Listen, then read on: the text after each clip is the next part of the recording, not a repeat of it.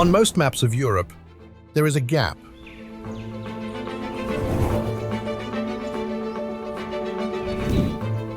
A stretch of grey ocean between Scotland, Iceland, and Norway, where the printed names thin out and finally stop. If you look closely, in that gap, you might find a scattering of dots, 18 of them, so small that many maps leave them off entirely.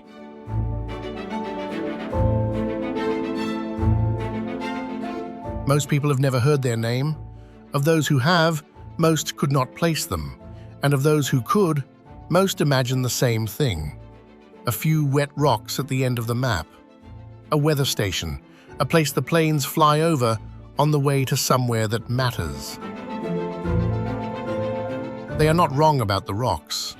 The Faroe Islands are 18 pieces of black basalt thrown up out of the North Atlantic, scoured smooth by wind that almost never stops. There are no trees here, not naturally. The soil is thin, the summers are cold, and on most of the islands, no point of land sits more than 3 miles from the sea. By every measure that usually decides where humans settle, this is a place people should leave. And yet, on these 18 rocks, there is a nation, 54,000 people, their own language descended from the speech of Vikings, their own parliament, their own flag, their own airline, their own football team that has more than once embarrassed countries 1,000 times its size. They live longer than almost anyone in Europe. Their towns are connected by tunnels bored straight through the rock, and beneath the sea by a roundabout no other country on Earth has built.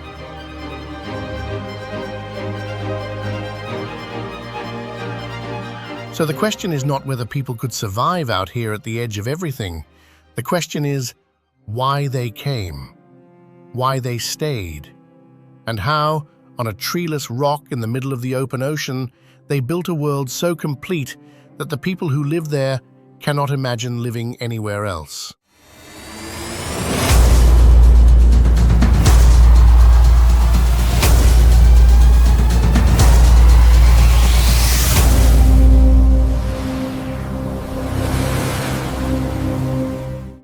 This is the Faroe Islands, and to understand it, you have to start with the thing that should have driven everyone away: the sea. To understand the Faroes, you first have to understand that they are not really land surrounded by water. They are water interrupted by land. 18 islands, hundreds of smaller islets and skerries, between them narrow sounds and fjords where the current runs so fast it can pull a boat sideways. The total land area is around 540 square miles, smaller than many single cities. But stretch out the coastline, every inlet and headland and cliff, and it runs for more than 700 miles.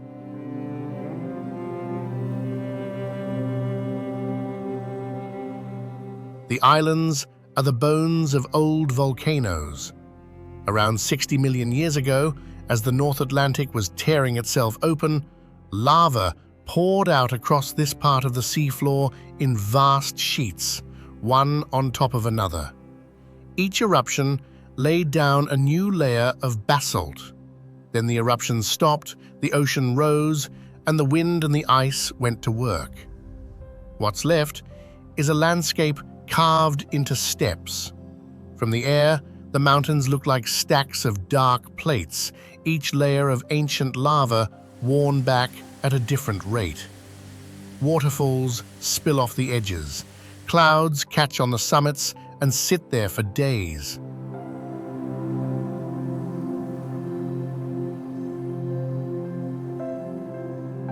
The weather here is its own character. The islands sit in the path of the Gulf Stream, which keeps them from freezing, and in the path of the North Atlantic storms, which keep them from ever being calm. The locals have a saying that if you don't like the weather, wait 5 minutes. Sun, fog, rain, and wind can all arrive within a single hour, sometimes within a single field. It is this restlessness that strips the land bare. Seeds of trees blow in or are planted, but the salt wind shears them off before they can rise. The few small woods that exist were planted by hand in sheltered hollows and fenced like rare animals.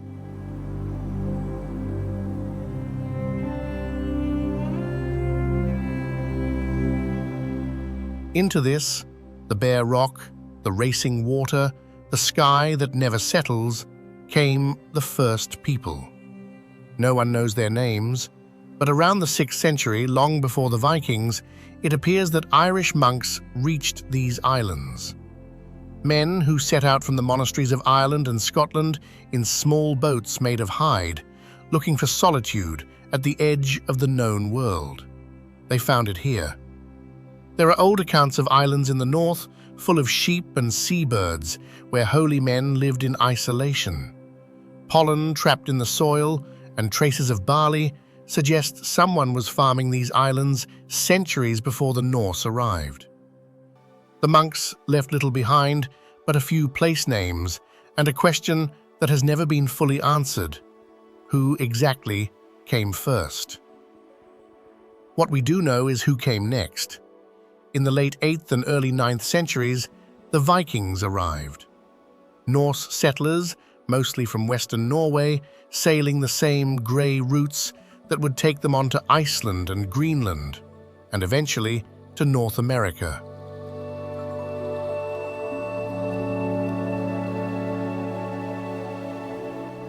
Faroese tradition gives the first settler a name: Grimur Kamban. According to the sagas, Grimur Kamban settles in the Faroes around the year 825. His second name, Kamban, is not Norse. It comes from Gaelic, which suggests this first Norseman had already lived among the Celts of Britain or Ireland before he ever saw these islands. He did not arrive as a stranger to the North Atlantic. He arrived as a man who already knew how to live at its edge. The Norse brought their language, their gods, their laws, and their sheep. And it is the Norse, not the monks, who set the pattern that still defines the Faroes today. Small farms, boats drawn up on stony beaches, villages tucked into the few places where a valley meets the sea gently enough to land. A people whose entire existence was a negotiation with the ocean. They also brought something less tangible, a way of governing themselves. On a small rocky peninsula in what is now the capital, the early Faroese gathered to settle disputes and make law. They called it the Thing, the Assembly. The peninsula is called Tinganes, the Assembly Point. And it is one of the places on Earth where people have come together to govern themselves for the longest unbroken stretch of time. This is Tórshavn, the capital of the Faroe Islands, and in many ways, the whole story of these people is written into its stones. By the standards of world capitals, Tórshavn is tiny, around 21,000 people, less than a small town almost anywhere else. Its harbor is busy with fishing boats and ferries. Its streets climb steeply away from the water, and at its heart, on Tinganes, sits a cluster of small wooden buildings painted a deep rust red, with roofs of living turf, grass growing thick and green across the tops of the offices where the country is run. These turf roofs are not decoration. They are one of the oldest answers the Faroese found to their problem. In a place with no trees for timber and no shelter from the wind, you build low, you build into the slope, and you cap the house with a thick layer of sod. The grass roots bind the roof together. The earth holds in the warmth, and the whole structure hunkers down against the gales like an animal turning its back to the storm. The same method roofs the parliament offices and the houses of the smallest hamlets. It has worked for 1,000 years. Tinganes is where the Norse assembly met. It is where, century after century, the men of the islands gathered to argue and decide. Power passed through different hands over the years.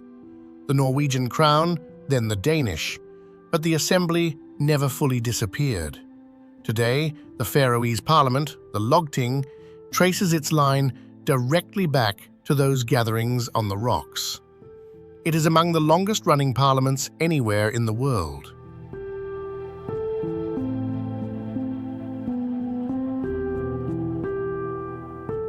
But the early centuries were not peaceful, and the saga that records them tells the story of a man who tried to stop the world from changing. His name was Trondur I Gotu. Around the year 1000, the king of Norway, Olaf Tryggvason, set out to convert his entire realm to Christianity, by persuasion where possible and by force where not. The Faroes were part of that realm. Olaf sent word that the islands would become Christian, and one chieftain refused. Trondur I Gotu was a powerful man from the eastern islands, a master of the old ways and, the saga hints, of the old magic. He resisted the new faith, he outmaneuvered the king's men, played the island's rival families against one another, and held on to the old gods for as long as any man in the North Atlantic. In the end, Christianity came to the Faroes anyway, but Trondur is remembered not as a villain. He is remembered as the man who would not bend, the last voice of a vanishing world, fighting for it on a rock in the middle of the sea. The sagas that record him, the Færøinga saga, the saga of the Faroe Islanders, are themselves a kind of survival. The Faroese had no written language of their own for centuries.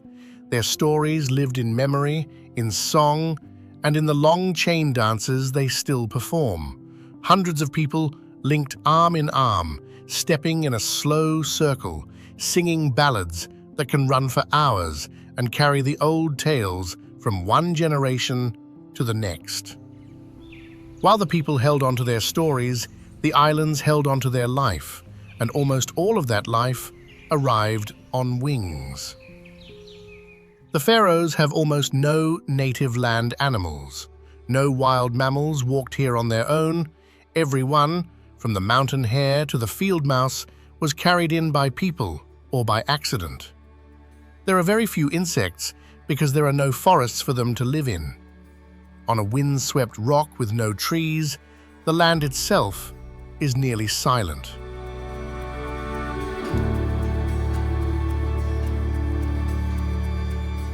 But look up and look out to sea, and the islands roar.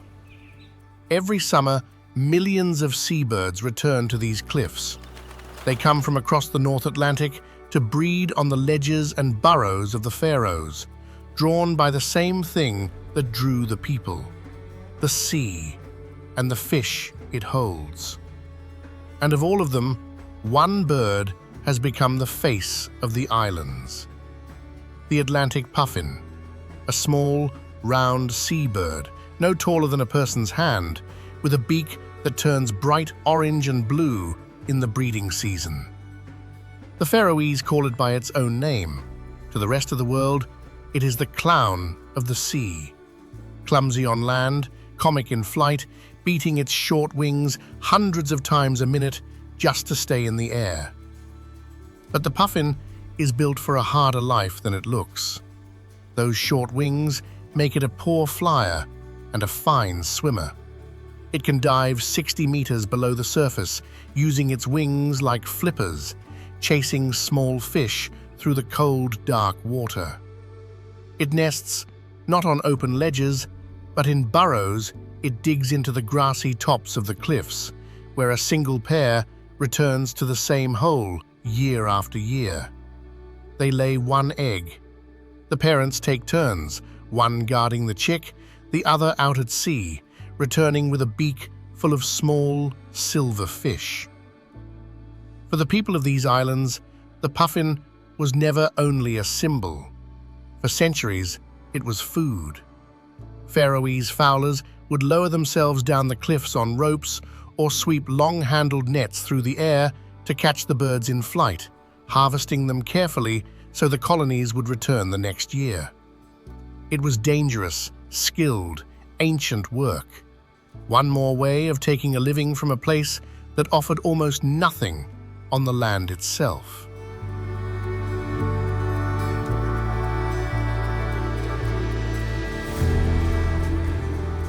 To find the heart of that bird world, you have to leave the main islands altogether and sail west. Out past the western cliffs, separated from the rest of the archipelago by a stretch of open water that can turn vicious in minutes, lies the island of Mykenes. It is the westernmost point of the Faroes, the last land before the open Atlantic, and it is, in many ways, the islands distilled to their essence, both their beauty and their slow, painful emptying. Mykenes is small. A single village of brightly painted houses sits in a fold of green at the eastern end, sheltered as much as anything can be sheltered out here. A footpath climbs from the village up across the island, over grassy slopes cropped short by sheep, out to a lighthouse perched at the far western tip. And the whole way, you walk through one of the great seabird cities of the North Atlantic. Puffins by the thousand burrow into these slopes. In summer, they stand at the mouths of their holes, close enough to touch, watching the rare human walk by with what looks like mild curiosity.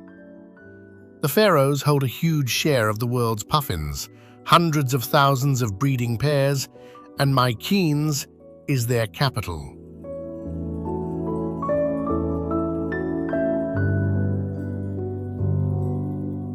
Beyond the puffins, on a small rocky outcrop linked to the main island by a narrow footbridge, lives a bird that exists nowhere else in the entire country.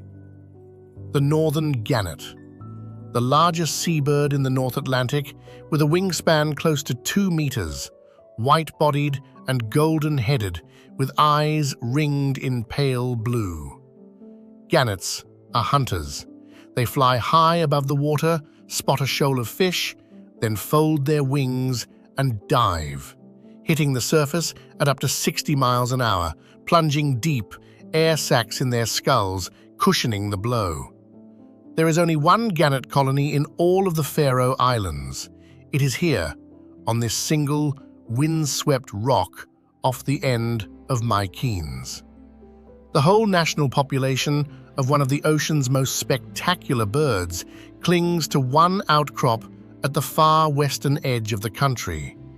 A single foothold, held year after year against the open sea.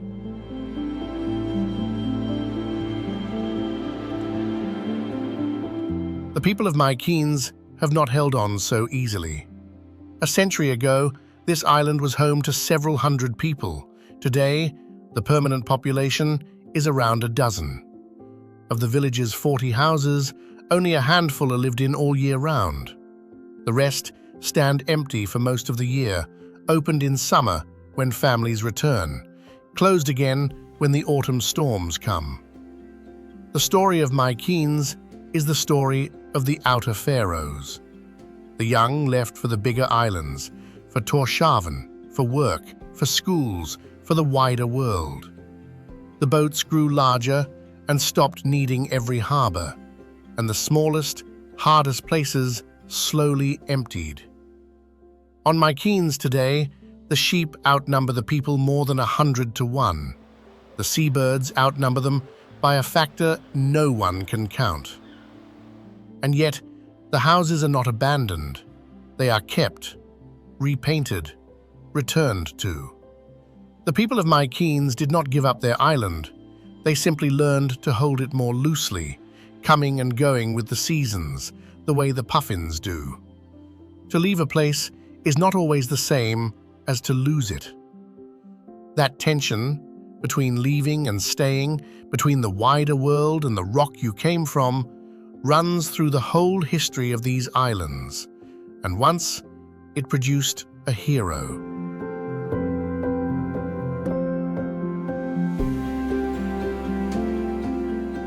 For most of their history, the Faroese were not free to trade with whoever they wished.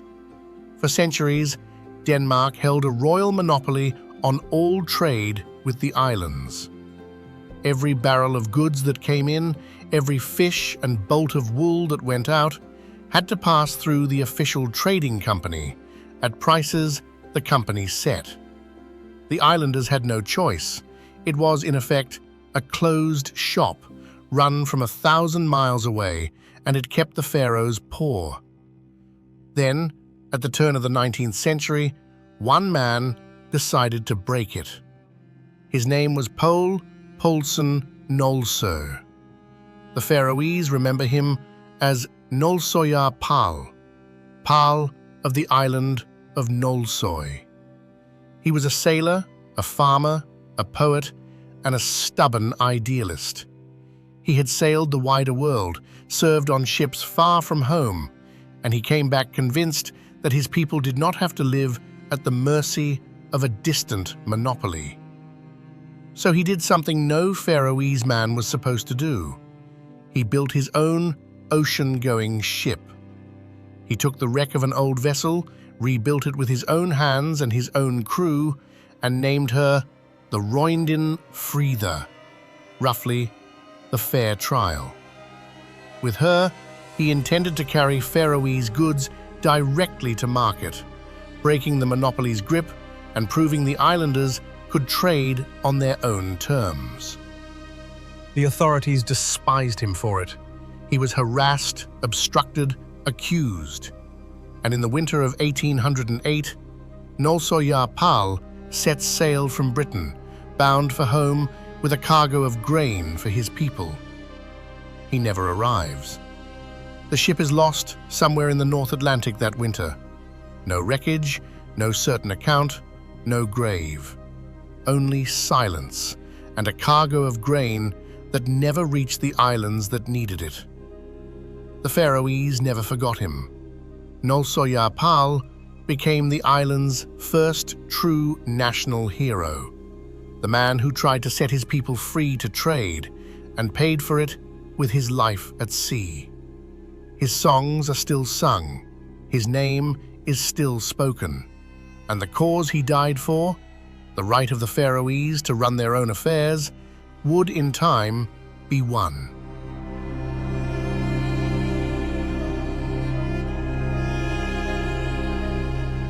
But before we follow that thread to where it leads, we have to walk the islands themselves, because the Faroes are not an abstraction.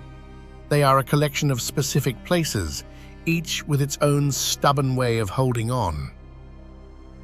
Drive west from Tórshavn, through tunnels and overpasses, to the island of Vágar, and you reach a village that, until very recently, the modern world could barely touch. Gásadalur. A handful of houses, a scatter of turf-roofed cottages, sitting in a green bowl above the sea, with the island of Mykines floating on the horizon beyond. It is one of the most photographed places in the country, and for most of its history, it was one of the hardest to reach. There is no natural harbor at Gásadalur. The cliffs drop straight into deep water. For generations, the only ways in were by boat in calm weather, hauling everything up the rock by hand, or on foot, over a mountain pass more than 400 meters high. The village postman walked that pass on foot, in all weathers, 3 times a week, carrying the mail over the mountain on his back. Children walked it to reach school. The dead were carried over it to be buried in the nearest church. That changed only in 2004, when a tunnel was finally bored through the mountain, connecting Gásadalur to the rest of Vágar by road for the first time in its history. Before that tunnel, this village lived more or less as it had for centuries, close to the sea, cut off from the land, dependent on the strength of the people who chose to stay. Just below the village, a small river runs out of the green bowl and reaches the cliff edge. There, it does the only thing it can.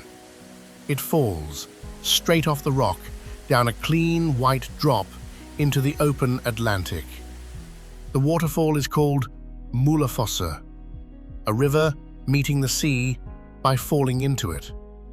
It has become one of the defining images of the Faroes, a single thread of fresh water, the green village behind it, and beyond, nothing but ocean to the edge of the world.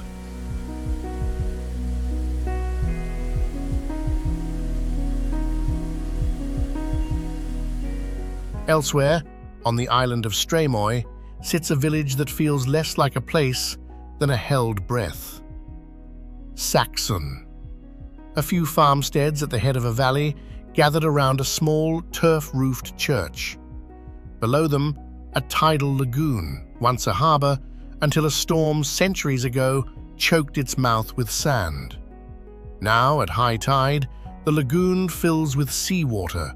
At low tide, it drains to a wide bed of sand and shallow channels, ringed by mountains that rise almost vertically on every side. Mist sits in the valley more often than not. The whole place seems to exist in a kind of stillness that the rest of the islands, with their racing weather, rarely allow. Saxon is nearly empty now, a handful of residents, a few working farms. But the church still stands, its grass roof bright against the grey, and on a quiet day, you can stand in the valley and hear nothing at all but the wind, and far below, the sea breathing in and out of the lagoon. And then there is Kirkjubur. On the southern coast of Streymoy, looking out toward the small island of Koltur, Kirkjubur was once the religious heart of the entire country. In the Middle Ages, this was the seat of the bishop. It was a center of learning, of faith, of power, the place from which the church governed the spiritual lives of every soul on the islands. 3 buildings tell its story. The first is a small church, still in use, that has stood for many centuries. The second is a great stone cathedral, or rather, what was meant to be one. Around the year 1300, the Faroese began to build a cathedral at Kirkjubur, dedicated to Saint Magnus. It was to be a structure unlike anything else on the islands. High stone walls, soaring windows, a monument to match the great churches of Europe. It was never finished. The walls rose, the windows were framed, and then the work stopped, whether for lack of money, lack of labor, or the sheer impossibility of completing such a thing on a remote North Atlantic rock, no one fully knows. The roofless stone shell has stood at Kirkjubur for 7 centuries, open to the sky, its great windows framing the grey clouds. A cathedral that was begun and dreamed of and never crowned. Think about that. While empires rose and fell across Europe, while the bishop's cathedral next door stood unfinished and open to the rain, a family in a turf-roofed farmhouse simply kept living. Generation after generation, holding their small piece of rock at the edge of the sea.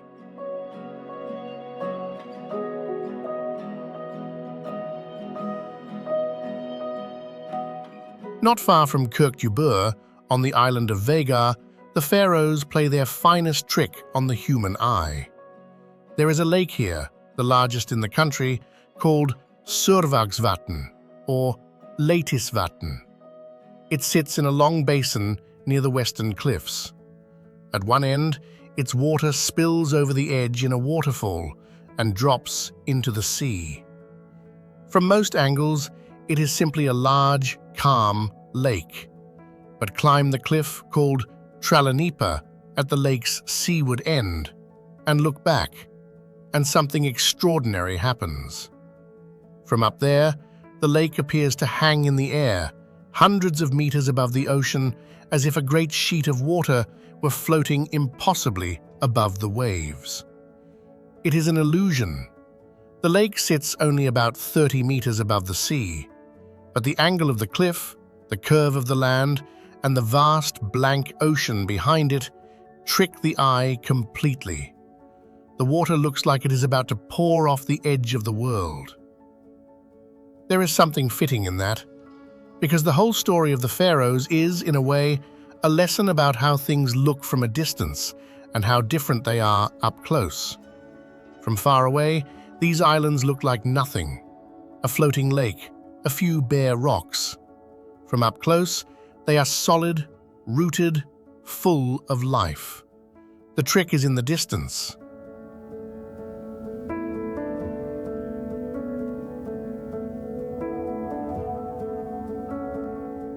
The land may be nearly silent of wild animals, but one creature is everywhere, and it is the reason the islands have the name they do: the sheep. The Faroese sheep is a small, hardy, ancient breed, descended from the animals the Norse settlers brought more than 1,000 years ago. They live outdoors all year, in every weather, grazing the steep, grassy slopes that no plough could ever touch. They are sure-footed on ground that would kill a careless person, picking their way along ledges and across near vertical pasture. In winter, they grow thick wool and simply endure the gales. They have been here a very long time. Researchers studying the sediment at the bottom of Faroese lakes have found traces of sheep, their DNA, the chemical signatures of their grazing, going back more than 1,500 years. That is older than the Norse settlement. It is one more clue that someone, perhaps those early monks, was running sheep on these islands before the Vikings ever came. And the sheep gave the islands their name. The Faroese call their country Faroya. The most common reading of that name is simple and direct: the Sheep Islands. A country named not for a king, not for a saint, not for a conqueror, but for the animal that made survival here possible. Wool to wear, meat to eat. A living thing tough enough to share this rock with people and stubborn enough to stay. There are far more sheep on the Faroes than there are people.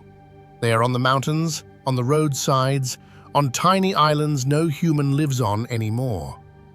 On one small uninhabited island, Litla Dimun, a population of wild sheep survived for generations with no shepherd at all, until the last of them were finally cleared in the 19th century. The animals had simply gone on without us.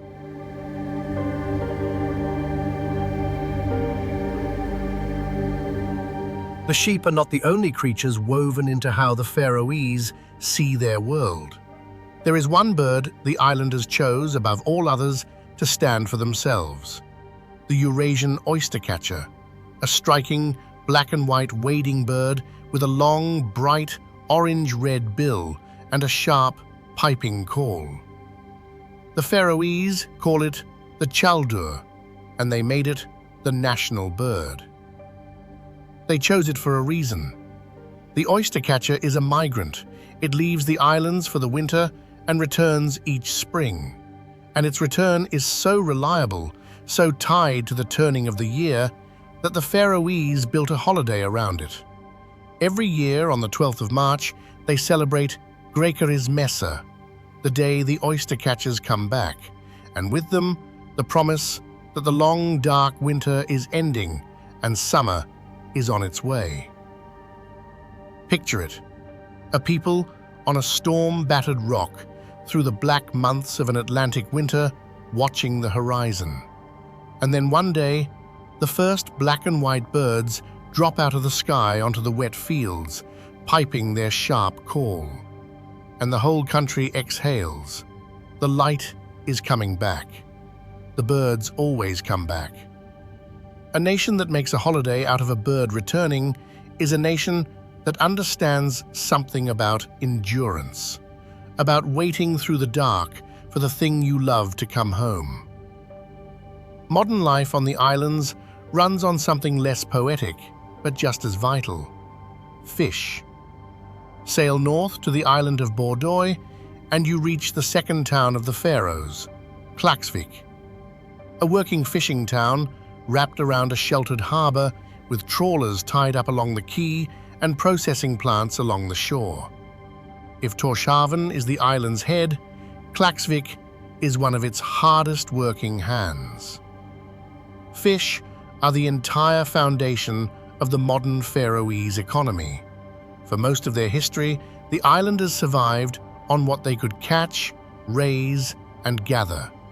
But in the modern era, fish became more than survival. They became wealth. The Faroese fishing fleet ranges far across the North Atlantic, and in the sheltered fjords between the islands, where the cold, clean water runs deep, the Faroese built one of the most valuable industries in the country: farming salmon. The same fjords that once trapped villages and drowned sailors now hold great circular pens of farmed salmon, raised in some of the cleanest, coldest seawater in the world. That salmon is shipped out to markets across the planet, a luxury food grown on a rock most of those markets could not find on a map. The fish that the islanders once ate to stay alive now pays for the tunnels, the schools, the hospitals, and the high standard of living that lets 54,000 people thrive where almost nothing else will grow.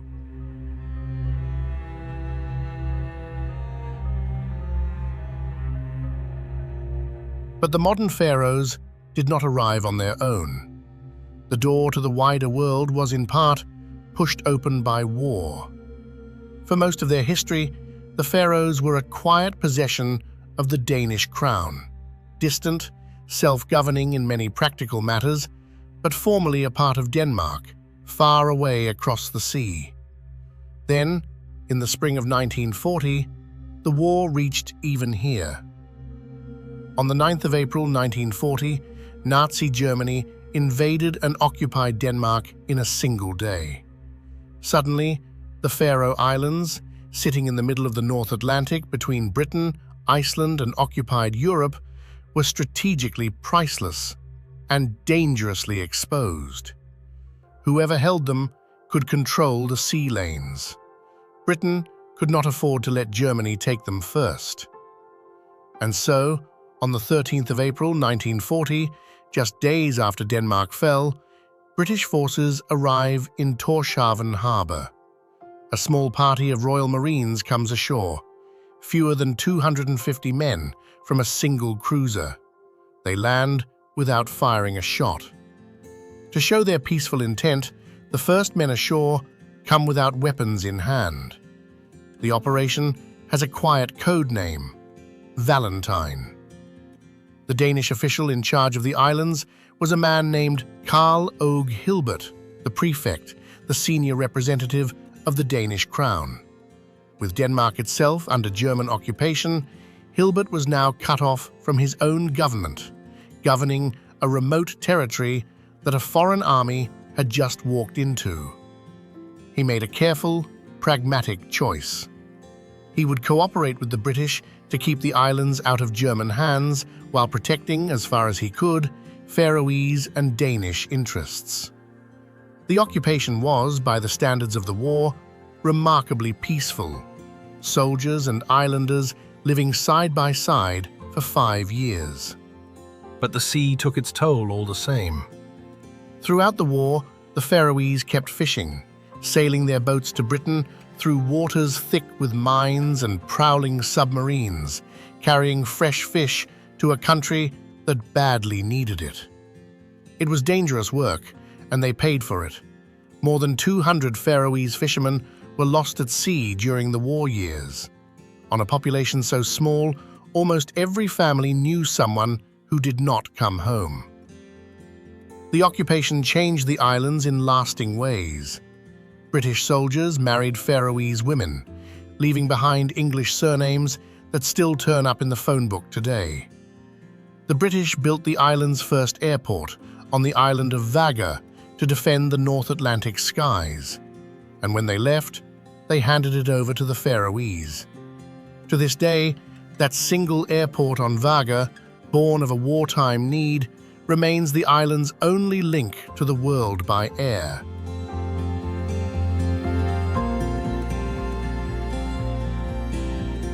And there was one more change, quieter but deeper. During the war, cut off from Copenhagen and governing themselves out of necessity, the Faroese began to fly their own flag, the Merkith, a white banner with a red and blue cross. The British recognized it to tell Faroese boats apart from enemy ships. And once a people has flown its own flag in earnest, it is very hard to ask them to take it down. After the war, the Faroes negotiated a new relationship with Denmark. Home rule, a wide degree of self-government, their own parliament restored to real power, their own flag, their own control over most of their own affairs. They remain part of the Kingdom of Denmark to this day, but they run themselves. The thing Nolsoyar died reaching for, the thing the assembly on Tinganes had practiced for 1,000 years, had finally taken solid, modern form. And then the islands turned to the hardest problem of all, the sea between them. But before that, before the engineering, before the climax of this whole long story of holding on, there is one more truth about the Faroes that cannot be skipped, because it is the part of these islands that the outside world finds hardest to forgive.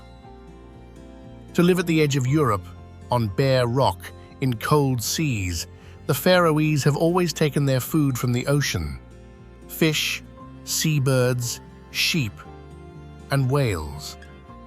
For more than 1,000 years, the people of these islands have hunted the long-finned pilot whale. They call the hunt the grindadrap, the grind. And it has barely changed in form since the age of the Vikings. When a pod of pilot whales is spotted passing close to the islands, word goes out.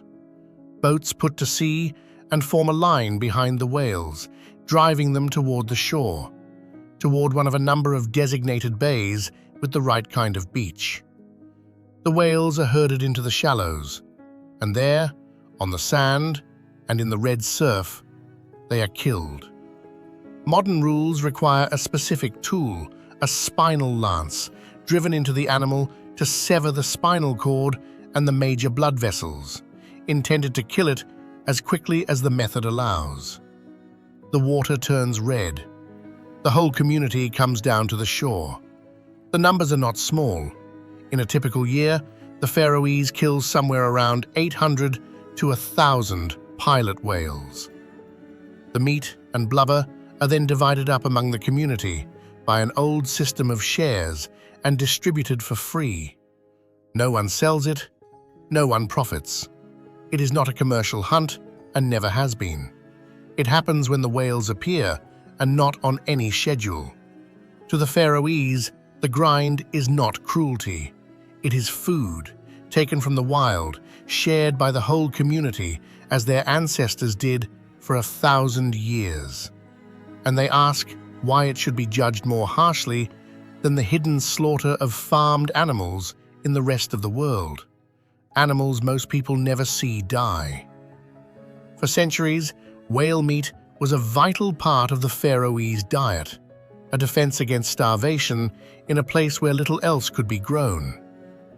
But to much of the outside world, the grind is something else entirely. Conservation and animal welfare groups have condemned it for decades.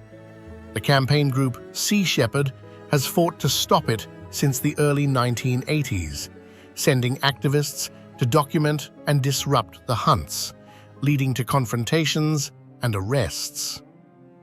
Pilot whales are intelligent, deeply social animals, living their whole lives in tight family pods. And critics argue that driving entire families into a bay to be killed in an age when the Faroese no longer need the meat to survive can no longer be defended by tradition alone. In 2021, the argument reached a breaking point.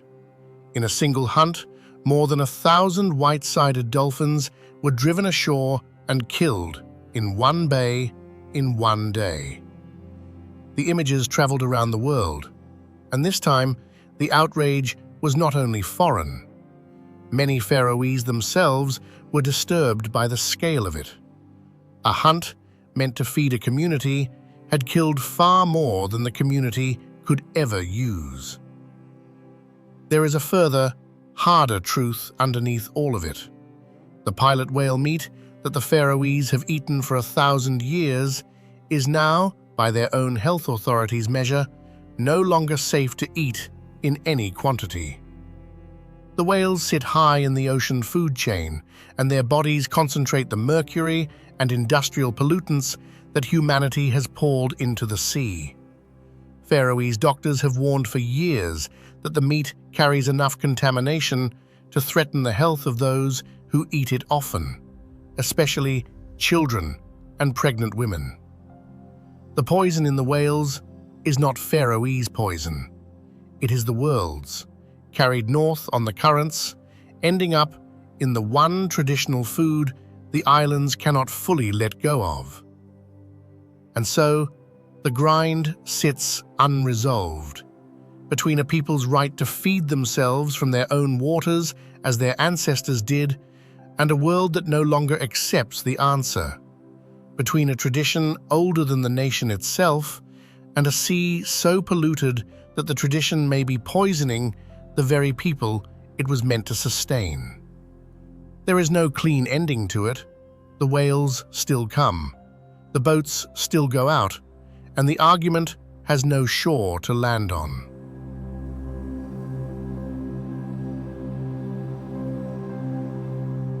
This, too, is part of how people live at the edge of Europe. Not every part of survival is beautiful. Some of it is hard and bloody and impossible to fully reconcile. To understand the Faroes honestly, you have to hold the floating lake and the Red Bay in the same hand. And now, at last, to the answer the whole journey has been building toward. The question was never really whether people could endure out here.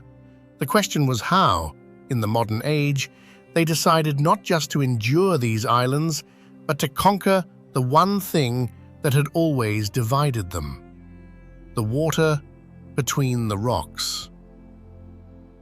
For all their history, the great problem of the Faroes was not the open ocean. It was the gaps. 18 islands separated by sounds and fjords, a nation cut into pieces by the very sea that fed it. To get from one island to another, you took a boat, and when the weather turned, which it did constantly, you did not go at all. A doctor on one island, a patient on another, a storm in between. Children unable to reach school. Villages that might as well have been on different continents, 3 miles of furious water apart. A people that wanted to be one nation had to find a way to stitch these scattered rocks into a single body. And the only way through the water in the end was under it. The Faroese began to dig, through the mountains first, boring road tunnels straight through the basalt to link the valleys of a single island. There are now scores of tunnels threaded through these 18 rocks, some of them long, single-lane passages through the heart of a mountain, with passing bays carved into the dark, where 2 cars must negotiate who waits and who goes. Then they went further. They began to tunnel beneath the sea itself, driving roads down under the fjords, hundreds of feet below the waves, to connect one island directly to another by car for the first time in history. Islands that had been separated since the day the Norse arrived were suddenly joined by a road you could drive in the dark, in a gale, in the middle of the night, and never see the sea at all. And then, in 2020, they built something no one else on Earth had ever built. It is called the Eysturoyartunnilin, the Eysturoy Tunnel, a network of sub-sea road tunnels linking the main island of Streymoy to the island of Eysturoy, running deep beneath the fjords that separate them. It is the largest construction project in the history of the Faroe Islands. And at its heart, far below the surface of the sea, lies the thing that makes it unique. A roundabout, underwater. The first subsea roundabout anywhere in the world. Deep beneath the fjord, where 3 tunnel branches meet, the engineers carved out a great circular chamber in the rock and built a traffic roundabout inside it. A place where cars from 3 different islands worth of roads come together and circle, calmly, around a central pillar of stone, more than 180 meters below the surface of the North Atlantic. Above their heads, ships sail, whales pass. Storms tear the surface to white, and below it all, in the dry, lit rock, the traffic of a nation flows around in a quiet ring. The Faroese did not leave that chamber bare. At the center, around the rock pillar, the artist Trondur Patterson installed a work of steel and light. A ring of figures, glowing in blues and greens, lit so that the whole underwater junction shimmers like something between a cathedral and the deep sea itself. People driving home from work, 180 meters under the ocean, pass through a circle of light in the dark heart of the rock. Think about what that means. A country of 54,000 people, fewer than live in a single district of most cities, looked at the sea that had cut them apart for 1,200 years and decided to defeat it. Not by leaving, not by giving up the small islands, but by reaching down through hundreds of feet of solid basalt and hard ocean to tie themselves together, rock to rock, with roads. A journey that once took an hour by ferry, weather permitting, now takes a few minutes underground, weather be damned. That is the answer to the question this whole story began with. How do people live at the edge of Europe? They live by refusing the terms the place tried to set. The Faroes offered no trees, so the Faroese roofed their houses in living grass and grew rich on fish instead of timber. The Faroes offered no easy harbor at Gassadalur, so a postman carried the mail over a mountain for generations until his descendants drilled a road through it.